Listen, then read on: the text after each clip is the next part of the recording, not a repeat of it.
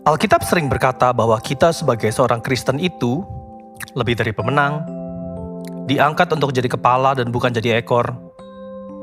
Bahkan 1 Yohanes 4 ayat 4 berkata bahwa Ia yang ada di dalam kita lebih besar dari dia yang ada di dunia. Our God is bigger than our problems, basically. Dan 1 Yohanes 5 ayat 4 berkata bahwa sebab semua yang lahir dari Allah mengalahkan dunia. Dan inilah kemenangan yang mengalahkan dunia, iman kita. But what if dalam kehidupan kita sehari-hari kita gak berasa begitu? Yang kita alami adalah kegagalan, kekalahan. Kita udah doa, puasa, rajin baca Alkitab, pelayanan, dan lain-lain.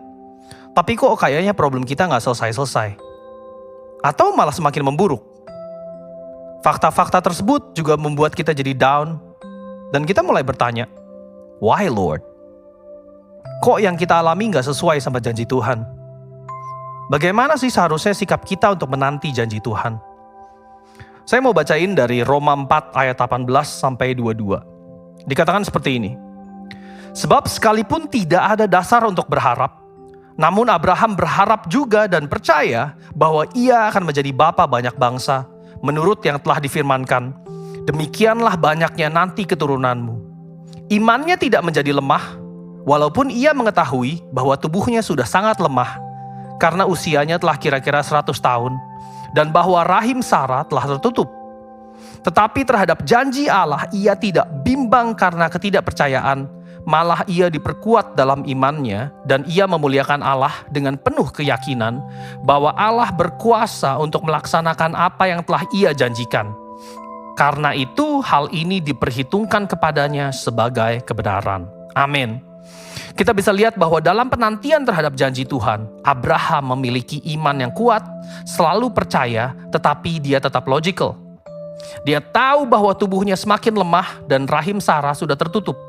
Tapi ia tetap percaya pada janji Tuhan, malah Alkitab mencatat bahwa ia diperkuat dalam imannya dan ia memuliakan Allah. Ibrani 11 berbicara banyak sekali mengenai iman dan dijelaskan ada banyak sekali saksi-saksi iman yang luar biasa. Tapi kalau kita baca di ayat 39 dan 40, dikatakan, dan mereka semua tidak memperoleh apa yang dijanjikan itu, sekalipun iman mereka telah memberikan kepada mereka suatu kesaksian yang baik. Sebab Allah telah menyediakan sesuatu yang lebih baik bagi kita. Tanpa kita, mereka tidak dapat sampai kepada kesempurnaan. Jadi kita bisa lihat bahwa kadang Tuhan tidak memberikan apa yang kita doakan. Tapi kita harus benar-benar percaya bahwa rencana Tuhanlah yang terbaik untuk kita. Menunggu janji Tuhan tidak mudah. Prosesnya mungkin memang terasa gak enak. Dan menunggu kairosnya memang berat. Tapi kita harus tahu bahwa rancangan Tuhan jauh lebih baik bahkan daripada apa yang bisa kita pikirkan. God bless you.